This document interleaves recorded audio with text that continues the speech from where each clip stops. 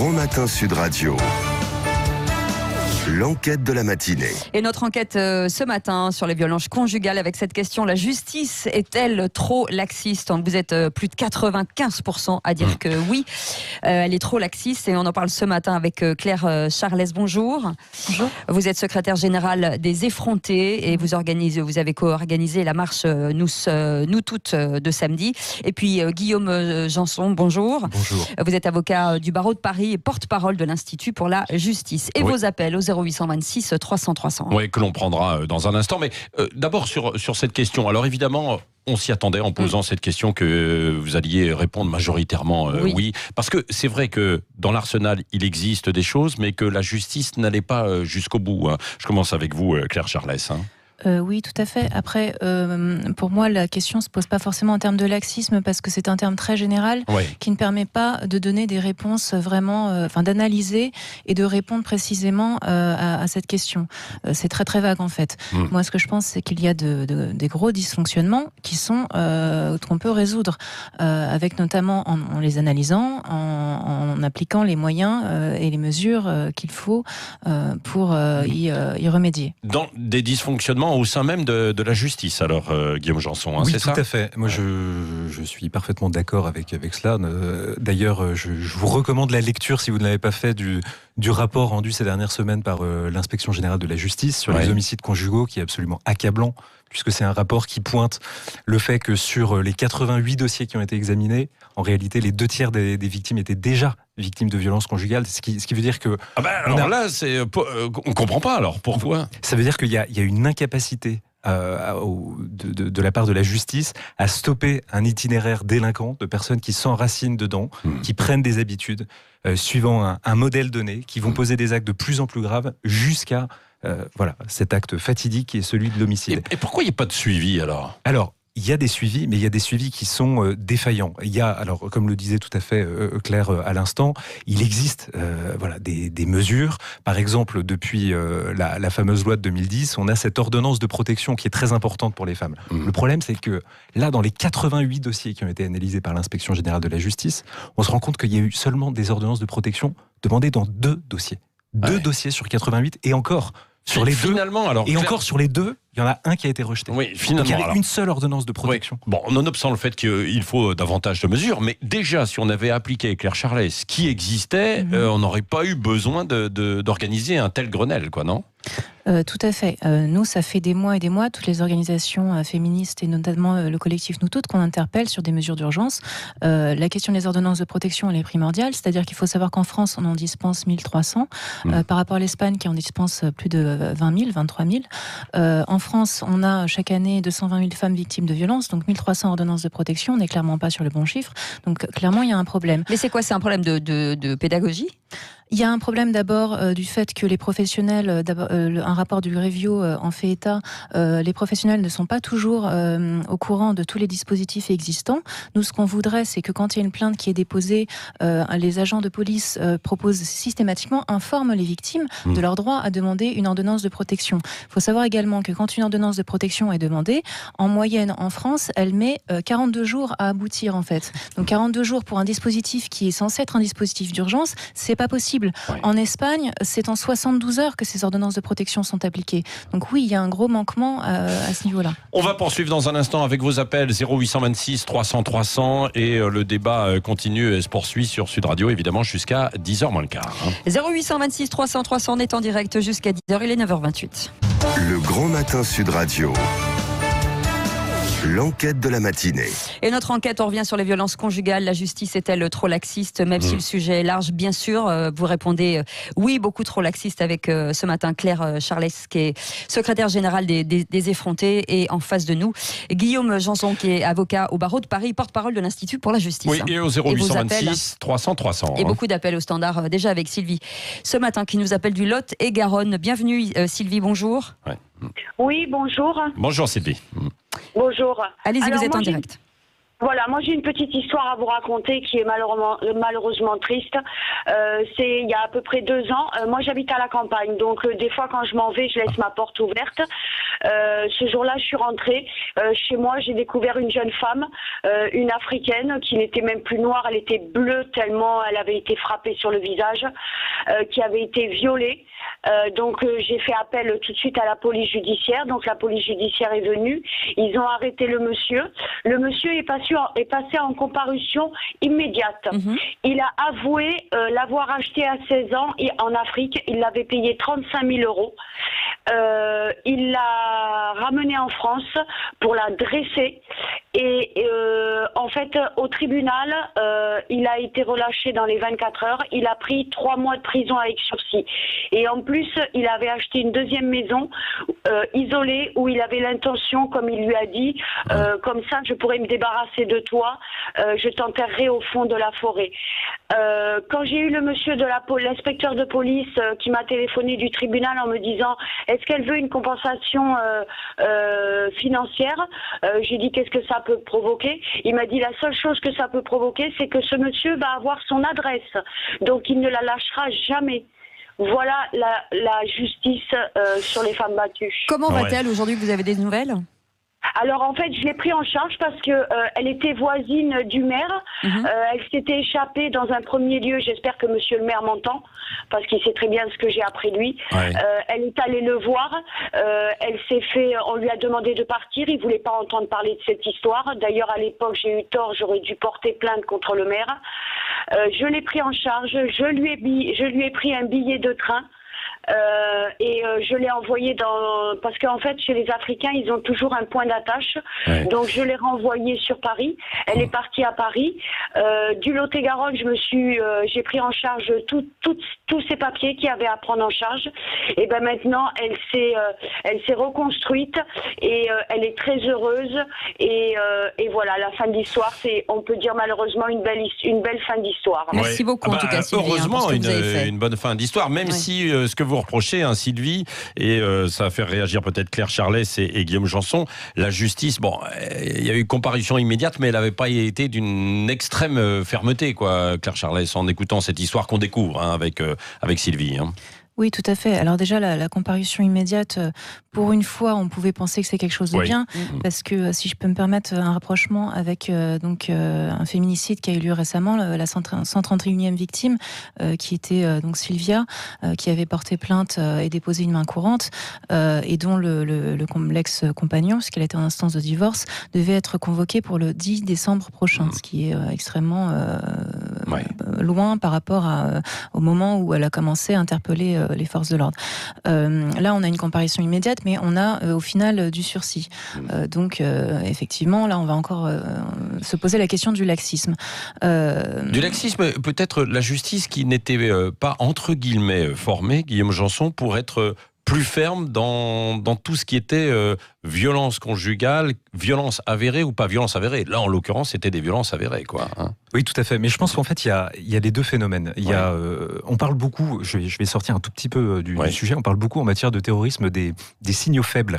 Je pense que pour les violences conjugales, il faut aussi apprendre à détecter les signaux faibles. Parce que très souvent, on est face à un phénomène d'emprise, avec des actes qui entraînent une très grande confusion chez la victime, qui du coup, lorsqu'elle rencontre les autorités, que ce soit des autorités de police ou de justice, livre un discours qui est un discours submergé par l'émotion, face auquel on a le discours de l'agresseur qui, lui, est un discours pleinement rationnel et qui du coup est davantage susceptible d'emporter la conviction des magistrats. Et je pense que ça, c'est quelque chose d'important parce qu'il faut que les policiers, il faut que les gendarmes, il faut que les magistrats apprennent à décrypter tout ça. Maintenant, si on parle de laxisme sur les décisions qui sont rendues, oui, ça fait déjà des années, notamment Natacha Henry, dans une enquête qu'elle avait réalisée en 2010, qui s'appelait « Frapper n'est pas aimer », une enquête sur les violences conjugales en France.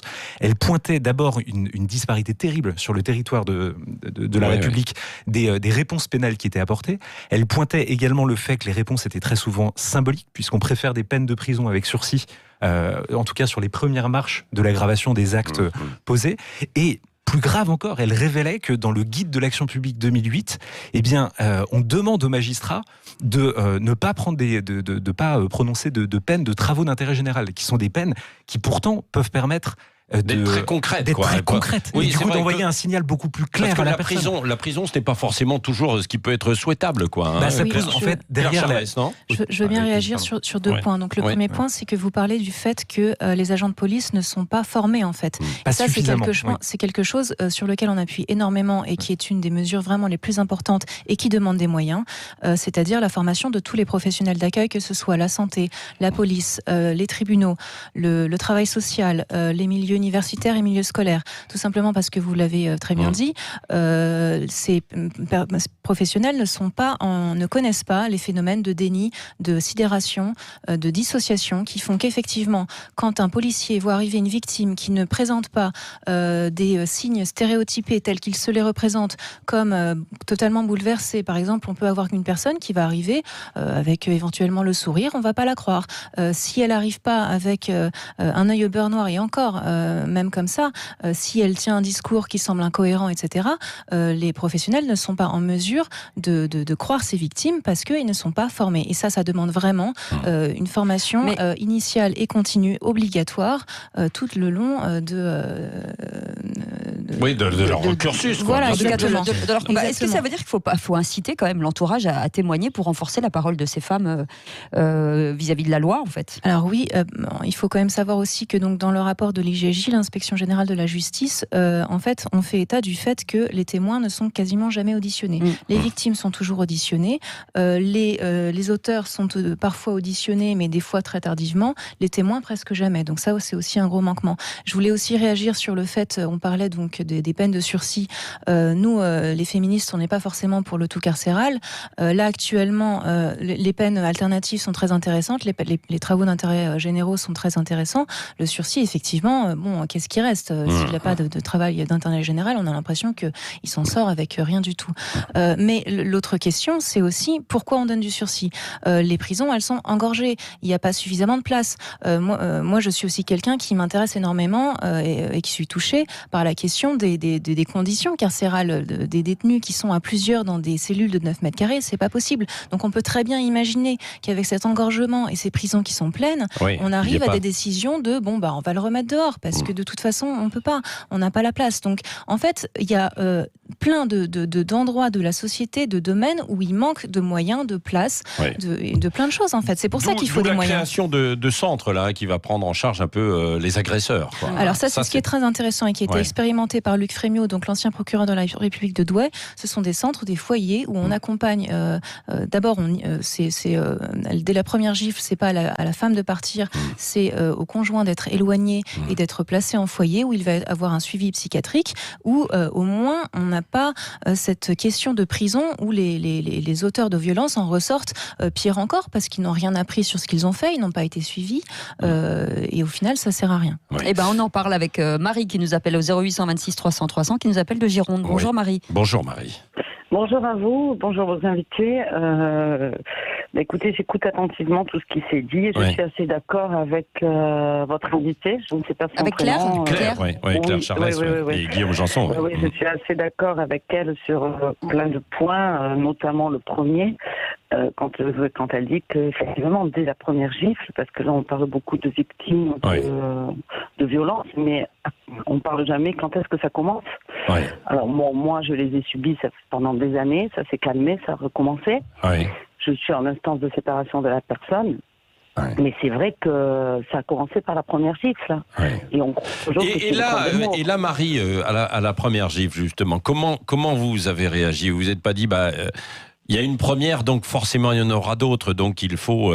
Non, pas du tout. Pas du tout. La première. Et alors pourtant, je vais vous dire honnêtement, j'ai été élevée dans un milieu, on se disait pas de gros mots, il n'y avait pas d'insultes, on se levait pas la main, pas du tout.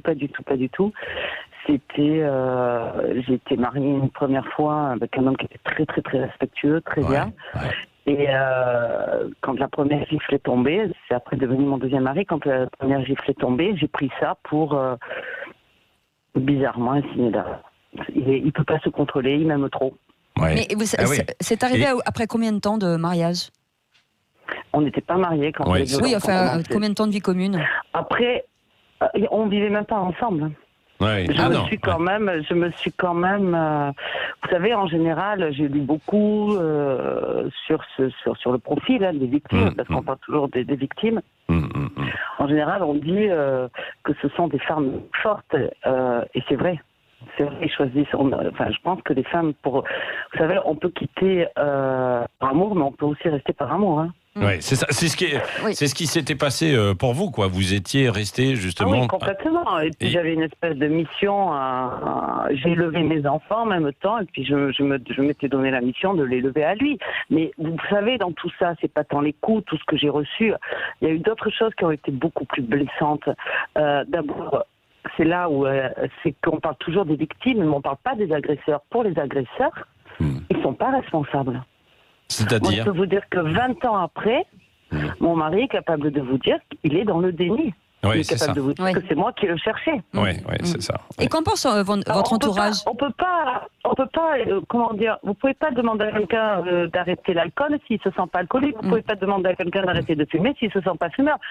C'est vrai, c'est bien les victimes, on en reparlera après, si vous voulez, mais au niveau des agresseurs, tous ces hommes-là, d'abord il y a de plus en plus, parce qu'il y a un effet d'alcool, il y a un effet ça je sais pas, bon ça c'est un autre domaine. Peut-être oui, c'est les tensions dans la société, hein, globalement aussi, l'anxiété, etc., qui se répercutent là, il y a bien quand sûr. même quelque chose, le pétage de plomb comme ça, c'est un truc de dingue maintenant, même chez les jeunes. Et je trouve que le problème de ces hommes-là, c'est qu'ils ne le reconnaissent pas. C'est toujours la femme, elle est toujours victime. C'est toujours. Moi, je peux vous dire que j'arrive d'un milieu social où assez élevé, quoi. On n'a pas de problème. Et justement, Marie, comment ça se passait autour de vous ? Vous en avez parlé ? Vous avez pu échanger ? Tout le monde était au courant. Vous voulez que je vous dise, quand on parlait justement de à qui j'en veux, finalement, je lui en veux même pas à lui. Mais j'en veux davantage aux gens qui savaient. Et tout le monde le savait, parce que j'en ai fait un sujet tabou. On est venu me chercher en pleine nuit, il avait failli me tuer. Et les gens, le lendemain, comme c'était quelqu'un de connu, parce que c'est des hommes, si vous voulez, le fait de frapper, le fait d'avoir ce geste, souvent sous l'emprise de l'alcool, c'est un problème de pouvoir sur l'autre. Oui, c'est ça. Et, oui, mais alors, est-ce que... Dans la société, c'est plus du tout les mêmes. Moi, j'ai vu des flics arriver chez moi. Moi, être dans le camion et dire... Ah ben ouais, quand on a une jolie femme, faut savoir la garder, hein, c'est normal. Je vous assure. Alors maintenant, faut pas tout voir. Dernièrement, j'ai été hospitalisée, je suis sortie, je suis allée au commissariat, je suis tombée sur quelqu'un vraiment de très gentil. C'était un homme qui m'a vraiment poussé à déposer plainte. Il avait un discours pour une fois et on sent que ça change. Bon, la seule chose, c'était au comptoir, il y avait du monde derrière. Effectivement, c'est un peu malaisant, quoi. Je ne me vois pas raconter ma vie comme ça. Bon. Oui, ça c'est vrai que c'est l'une des difficultés également. De pouvoir raconter ça, de se raconter à quelqu'un, hein, de se confier. Même si vous avez la volonté, après, ça peut être un peu difficile, quoi, de le faire. Mais c'est le problème des petits villages ou des petites villes où tout le monde se connaît. Oui, mais même, je pense que c'est dans tous les grands commissariats. Moi, j'étais à Bordeaux, vous voyez, c'est petit. Mais ce que je veux dire aussi, peut-être, il faut arrêter de toujours parler d'argent dans tout. Il y a une chose en place, et vous en parliez, je suis tout à fait d'accord avec vous. C'est vrai que la justice est lente, c'est vrai qu'il y a des cas, les prisons sont complètement saturées, surpeuplées, donc c'est vrai que nous, on le sait. Moi, je vais aller déposer plainte, le temps qu'il soit convoqué, ça va rien changer au fond, quoi. Par contre, effectivement, ce genre de bonhomme, il y avait des peines, comme ils font aux États-Unis d'ailleurs, hein, des peines de travaux d'intérêt généraux aux yeux et au vu de tout le monde. Mais là, je peux vous dire que moralement, là, ça atteindrait, ça ferait plus d'effet. Oui. Merci Marie pour ce témoignage qui est très éclairant sur finalement ce que vivent ces personnes, hein, Claire Charles. Je voudrais justement répondre sur la question de l'éducation en fait, parce que là ce qu'on est en train de pointer, ce sont des comportements comme l'a très bien dit Madame, d'hommes qui ne se rendent pas compte. C'est pas une fatalité. Ce sont quand même des comportements qui sont masculins, une certaine masculinité toxique. Ce sont des crimes et des comportements machistes. C'est pas une fatalité. Il faut rappeler que la plupart des féminicides sont commis à l'arme blanche ou à l'arme à feu. Donc c'est pas une question de force physique. C'est vraiment une question d'éducation. Il faut pas qu'on pense que ce sont uniquement des monstres qui sont isolés. Ce sont des hommes qui ont été éduqués dans une société patriarcale où il n'y a pas. Nous, ce qu'on demande, c'est qu'il y ait une éducation. Pas tous les hommes non plus. Non, pas tous les hommes, bien sûr. Non, mais parce que dans le discours, après, on s'attaque au patriarcat et puis on a l'impression que c'est tous les hommes. Quoi. Bien sûr que non. C'est pas tous les hommes qui frappent leurs femmes. Par contre, qui ont des comportements machistes, parce que nous, ce qu'on pointe les féministes, c'est quand même qu'il y a un continuum des violences faites aux femmes. Ça va de la blague sexiste à la fin au tabassage et au meurtre. Tout est lié, tout est important. Donc nous, on veut une éducation contre le sexisme à tous les niveaux de la scolarité, délivrée à l'école comme un brevet de non-violence délivré sur le modèle de l'attestation de sécurité routière. Effectivement, on ne va pas passer notre vie à mettre des gens en prison, c'est pas notre but ultime. Nous, ce qu'on veut, c'est changer la société. On est dans une société patriarcale, je suis désolée de le redire. Ah bah non, Donc, bien sûr. Oui, il ne s'agit pas de vilipender tous les hommes, simplement, je pense que tous les hommes sont capables de s'interroger sur leur comportement, qu'ils soient, vous parliez de signaux faibles tout à l'heure, Guillaume Janson, oui, tout est lié, il y a un continuum, à un moment donné, on ne peut pas penser que c'est une fatalité et qu'on doit être que dans la répression. Il faut être dans l'éducation, c'est très important. Oui, l'éducation, et puis après la culture, la c'est formation, bien sûr. etc. Un dernier mot, Guillaume Janson, pour conclure, parce que c'est vrai qu'on a pris un peu de temps en écoutant les témoignages qui étaient très éclairants. Pour conclure, je pense qu'il y a d'autres problématiques qui d'ailleurs ont été pointées par Marie. L'inspection générale de la justice l'a également pointé. On retrouve l'alcool dans 40% des cas, les stupéfiants dans 25% des cas. Les travaux sur les auteurs de ces infractions effectivement présentent une utilité, puisque la fédération qui génère toutes ces associations a pointé une baisse du taux de récidive de 30%. Donc je pense qu'il faut avancer dans ce sens. Il y a également un autre sujet très important, c'est celui, je vais très vite, des 3 millions d'enfants qu'on estime exposés directement ou indirectement à ces violences. C'est vrai. Et je pense que ça prépare également un terrain pour perpétrer, si vous voulez, ce fléau. Et une dernière chose, pardon, c'est pas pour polémiquer, mais je pense qu'il faut rester attaché à la singularité humaine, comme Marie l'a fait sur le dernier témoignage du policier qui a reçu sa plainte, puisque en 2020, la cour d'assises du Rhône va statuer sur une affaire d'homicide conjugal d'une femme qui a tué son mari de 37 coups de couteau, et on n'était pas dans l'hypothèse qui est assez fréquente lorsqu'on a des homicides conjugaux, du coup, de femmes contre les hommes, on n'était pas dans l'hypothèse suivant laquelle cet homicide survenait après des hypothèses de violence conjugale, perpétrée cette fois du mari contre elle.